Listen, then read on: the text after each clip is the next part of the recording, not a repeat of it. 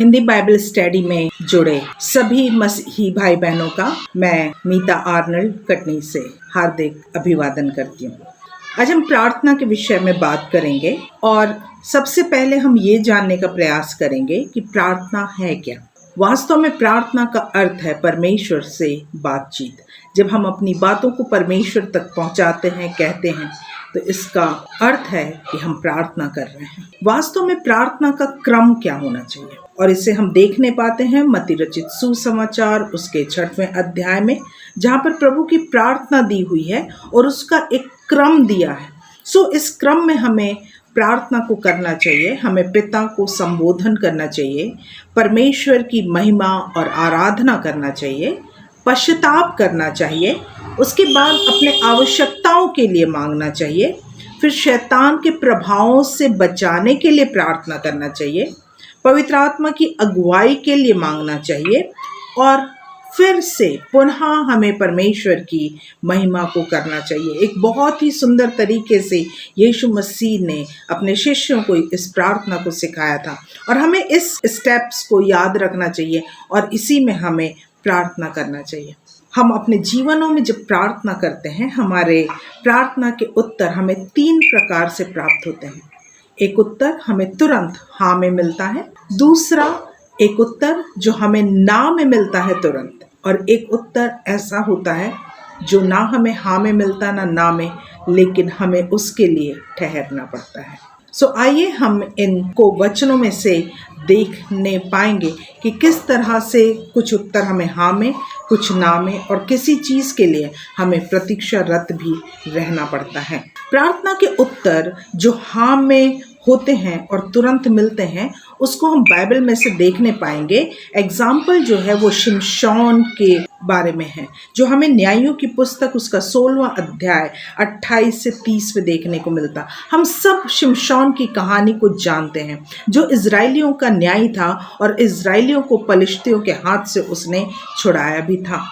शिमशोन की सारी ताकत उसके बालों में थी, लेकिन जब दलीला नाम की महिला से वो प्रेम करने लगा, प्रीति करने लगा, तो उस महिला ने बहला फुसलाकर उसके इस बल के राज को जान लिया। और जब राज को उसने जान लिया तो उसने इस बात को पलिश्तियों को बता दिया, और इस कारण पलिश्तियों ने शिमशोन की आंखें छीन ली।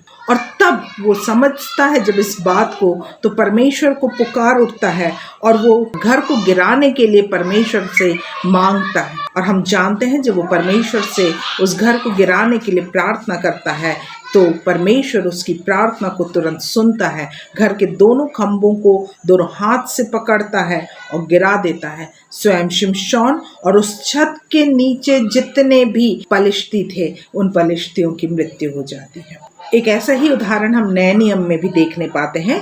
प्रेरितों के काम उसका 10वां अध्याय उसके 30 और 31 में, वहाँ कुरनेलियुस के विषय में लिखा हुआ है। कुरनेलियुस ने कहा, इसी घड़ी पूरे 4 दिन हुए, मैं अपने घर में तीसरे पहर प्रार्थना कर रहा था, तो देखो पुरुष चमकीला वस्त्र पहने हुए मेरे सामने आ खड़ा हुआ और कहने लगा, हे कुरनेलियुस, तेरी प्रार्थना सुन ली गई है। कुरनेलियुस प्रार्थना कर रहा था और उसका उत्तर उसको तुरंत मिल गया। Quick response by God. हमारी कुछ प्रार्थनाओं का उत्तर परमेश्वर की ओर से तुरंत मिल जाता है, अर्थात हमारी प्रार्थनाएं तुरंत सुनी जाती और उसका प्रत्युत्तर भी हमें तुरंत प्राप्त हो जाता है। वचन हमसे इस प्रकार से कहता, मत्ती 7:7 में, मांगो तो तुम्हें दिया जाएगा। यूहन्ना 14:14 में कहता है, यदि तुम मुझसे मेरे नाम से कुछ मांगोगे तो मैं उसे करूँगा। यूहन्ना 16:24 में इस तरह से लिखा है, अभी तक तुमने मेरे नाम से कुछ नहीं मांगा, मांगो तो पाओगे कि तुम्हारा आनंद पूरा हो जाए। इन वचनों के अनुसार जब हम परमेश्वर से मांगते हैं, परमेश्वर हमारी प्रार्थनाओं का उत्तर हमें तुरंत दे देता है।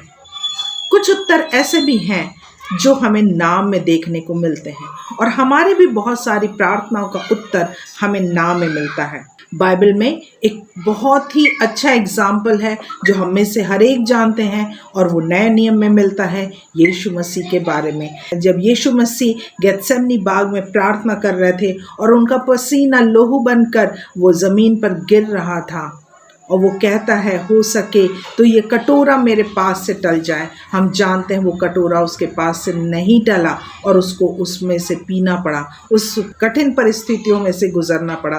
कई बार हमारे लिए भी कुछ कठिन परिस्थितियां होती हैं जिनमें से होकर हमें गुजरना पड़ता है।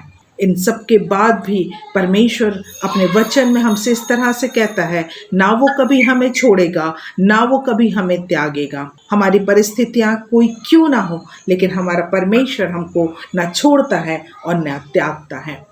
पुराने नियम में ही हम एक और उदाहरण को देखने पाएंगे जो हमें दूसरा शमूएल 12वां अध्याय 15 से 18 में देखने को मिलता है। हम सब जानते हैं उरिया की पत्नी बैतशेबा थी जो अत्यंत सुंदर थी, और दाऊद अपने छत में से उसे नहाते हुए देख लेता है और उसके बाद उसे अपने पास बुलवाया, उसके साथ सोया और बैतशेबा गर्भवती हो गई। दाऊद ने उसके पति उरिया को युद्ध में भेजा और आगे रहने कहा, और इसके कारण उसका पति जो बैतशेबा का पति उरिया वो मारा गया। और जब बैतशेबा के दिन पूरे हुए और उसके एक बेटा उत्पन्न हुआ तो परमेश्वर की ओर से रोगी हो गया, ऐसा लिखा हुआ है। अगर हम दूसरा शमूएल और 12 को पढ़ते हैं तो हम पाएंगे कि परमेश्वर की ओर से रोगी हो गया, और दाऊद ने उसके लिए बहुत गिड़गिड़ाया, प्रार्थना की, उपवास किया, रात भर भूमि पे डला रहा, फिर भी परमेश्वर ने उसकी प्रार्थना को नहीं सुना और 7वें दिन उसका बेटा मर गया। कभी कभी हमारे अपराधों के कारण भी हमारी प्रार्थनाओं का उत्तर ना में प्राप्त होता है, जैसे दाऊद को प्रार्थना का उत्तर ना में मिला। उपवास रखने के बाद भी उसे अपने प्रार्थना का उत्तर ना में मिला। तो बहुत सी ऐसी प्रार्थना हैं जिनका उत्तर हमें ना में मिलता है। कभी कभी हाँ और ना के अलावा हमें तीसरा उत्तर भी प्राप्त हो सकता है, और वो उत्तर है अभी नहीं। नहीं और अभी नहीं में फ़र्क है। नहीं का मतलब वो चीज़ आपको नहीं मिलने वाली। अभी नहीं का मतलब ये है कि आप रुकिए। जब हमें परमेश्वर की ओर से रुकने को कहा जाता है उस समय हमें क्या करना चाहिए। कुछ बातें हैं जिनको मैं वचन में से आपको बताना चाहूँगी। पहली बात कि हमें क्यों नहीं मिलता है या हमें क्यों रुकना पड़ता है। वचन में लिखा हुआ है याकूब 4:3 में, तुम मांगते हो और पाते नहीं, इसलिए कि बुरी इच्छा से मांगते हो ताकि अपने भोग विलास में उड़ा दो। हमारी बुरी इच्छाएं भी प्रार्थनाओं के रुकने का कारण हो सकती हैं। दूसरी बात इफिसियों 4:32 में लिखा है, एक दूसरे पर कृपालु और करुणामय हो, और जैसे परमेश्वर ने मसीह में तुम्हारे अपराध क्षमा किए वैसे ही तुम भी एक दूसरे के अपराध क्षमा करो। कभी कभी हम दूसरों के अपराध क्षमा नहीं करते हैं, और ये कारण भी हो सकता है कि हमारे प्रार्थनाओं का उत्तर आने में देरी होती है। तीसरी बात मत्ती 5:23-24 में लिखा है, यदि भाई से मेल मिलाप नहीं है तो पहले अपने भाई से मेल मिलाप कर। अगर हमारे जीवनों में ऐसा है कि हम किसी से मेल मिलाप नहीं रखे हैं और हमारी प्रार्थना नहीं सुनी जा रही हैं, तो सबसे पहले जाकर हम अपने भाइयों से, अपने लोगों से मेल मिलाप करें। चौथी बात इब्रानियों 11:6 में लिखा है, विश्वास के बिना परमेश्वर को प्रसन्न करना असंभव है। अगर हम विश्वास में कमज़ोर हैं या हम अविश्वासी हैं, तब भी प्रार्थना का उत्तर मिलने में हमें देरी हो सकती है। जो महत्वपूर्ण चीज़ है वो हम आपको बताना चाहेंगे, और वो इफिसियों 6:12 में लिखा है, क्योंकि हमारा यह मलयुद्ध लहू और मांस से नहीं, परंतु प्रधानों से और अधिकारियों से और इस संसार के अंधकार और हाकिमों से और उस दुष्ट की आत्मिक सेनाओं से है जो आकाश में है। इस वचन से हमें समझना है कि हम पृथ्वी पर रहते हैं, स्वर्ग में हमारा परमेश्वर रहता है और स्वर्ग और पृथ्वी के बीच में कुछ खाली स्थान है, निर्वात है, जिसे हम आकाश कहते हैं। और वचन कहता है इफिसियों 6:12 में कि अंधकार और हाकिमों से और उस दुष्टता की आत्मिक सेनाओं से है जो आकाश में है। इसका मतलब दुष्ट की सेना उस निर्वात स्थान में, जिसे हम आकाश कहते हैं, वहां रहते हैं। और हमारी प्रार्थना परमेश्वर तक पहुंच जाती, परमेश्वर सुनता भी है। और जब परमेश्वर उसका उत्तर देता है तो कई बार हमारी प्रार्थनाओं को रोकने के लिए दुष्ट की सारी शक्तियां जो कि आकाश में है, वो उनको हम तक नहीं पहुंचने देती। तो कई बार हमारी प्रार्थना का उत्तर हम तक ना पहुंचने का कारण दुष्टता की वो शक्तियां भी हो सकती हैं जो आकाश में इन प्रार्थनाओं के उत्तर को रोके रखी हैं। हम दानियेल के विषय में जानते हैं, उसके 9वें और 10वें अध्याय को अगर हम पढ़ें, हम पाएंगे कि दानियेल अपने लोगों के लिए गिड़गिड़ा कर परमेश्वर से प्रार्थना कर रहा था और इजरायलियों के लिए पाप अंगीकार कर रहा था। उसने 3 सप्ताह लगातार प्रार्थना की और जो प्रार्थना का उत्तर लाने वाले स्वर्गदूत हैं, उनका जो प्रधान है मिकाएल, वो 21 दिन बाद उसकी प्रार्थना का उत्तर लेकर आता है। तो कई बार स्वर्गदूत हमारी प्रार्थनाओं का उत्तर लेकर आते हैं और उसमें समय लग जाता है। जैसे दानियेल की प्रार्थना को सुने जाने में 21 दिन लग गए। तो ऐसे बहुत से कारण हैं जिनके कारण हमारी प्रार्थनाएं जो हैं वो सुनने के बावजूद भी परमेश्वर द्वारा उत्तर आने में टाइम लगता है, देरी होती। अब प्रश्न ये उठता है कि जब हम परमेश्वर से मांग रहे हैं, प्रार्थना कर रहे हैं और हमें उसका प्रत्युत्तर नहीं मिल रहा है, उस समय हमें क्या करना चाहिए? मैं आपसे पूछूं, यदि आप ट्रेन पकड़ने गए हैं और अगर ट्रेन लेट हो रही है और वेट करना पड़े, तो आप कहाँ वेट करेंगे? निश्चित रूप से उसी रेलवे स्टेशन के प्रतीक्षालय में। जब आप जानते हैं कि आपके प्रार्थनाओं का उत्तर परमेश्वर की ओर से प्राप्त होने वाला है, तो आप उसके लिए कहाँ प्रतीक्षा करेंगे? निश्चित रूप से परमेश्वर के प्रतीक्षालय में। हम उसके पास जाएं और उसी के पास बने रहें।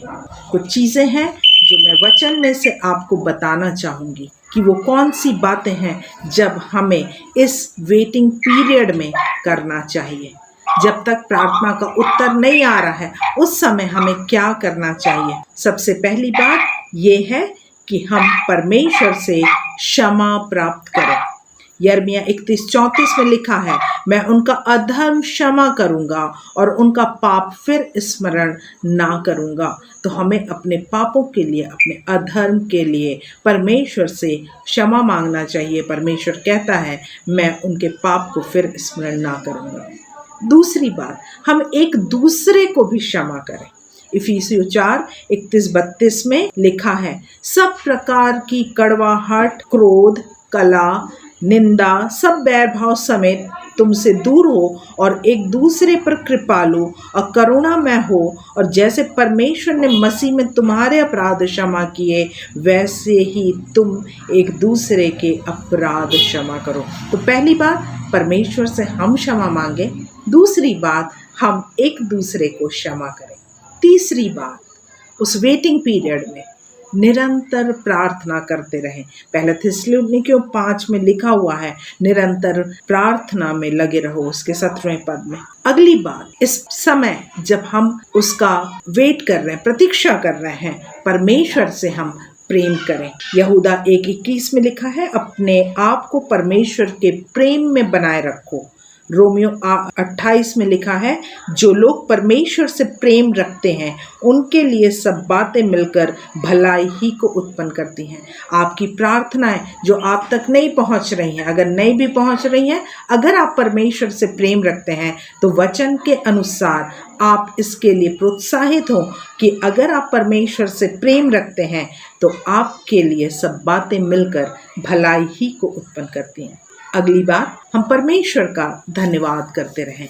भजन संहिता 136:1 में लिखा है, यहोवा का धन्यवाद करो क्योंकि वह भला है, उसकी करुणा सदा की है। सो लगातार हम उसका धन्यवाद करते रहें। नेक्स्ट चीज जो हमें इस प्रतीक्षा के समय में करना चाहिए वो है पवित्र आत्मा की सामर्थ्य में होकर प्रार्थना करें। रोमियो 8:26 में लिखा है, आत्मा भी हमारी दुर्बलता में सहायता करता है, क्योंकि हम नहीं जानते कि प्रार्थना किस रीति से करना चाहिए, परंतु आत्मा आप ही ऐसी आहें भर भर कर जो बयान से बाहर है हमारे लिए प्रार्थना करता है। सो हम आत्मा में भर जाएं और आत्मा से भर कर प्रार्थना करें। जब हमारे शब्द नहीं निकलते, जब हम अंदर से व्याकुल और परेशान होते हैं, तब आत्मा हमारी सहायता करता है। अगली बात, अपने को दीन करें। याकूब 4:10 में लिखा है, प्रभु के सामने दीन बनो तो वो तुम्हें शिरोमणि बनाएगा। इसी के 6वें पद में लिखा है, परमेश्वर दीनों पर अनुग्रह करता है। सो हम अपने आप को दीन बनाए रखें ताकि परमेश्वर हम पर अनुग्रह करे और हमारी प्रार्थना को सुन ले। अंतिम बात, इस प्रतीक्षा के पीरियड में हम और क्या कर सकते हैं, और वो है हम उपवास का दिन ठहराएं। और इसका बहुत अच्छा उदाहरण दूसरा इतिहास 20 में हमें देखने को मिलता है, जहां यहोशापात के बारे में दिया हुआ है। यहोशापात पर चढ़ाई हुई और उसने लोगों से कहा, यहूदा में उसने प्रचार करवा दिया, प्रसार किया कि उपवास का दिन ठहरा, उपवास करो।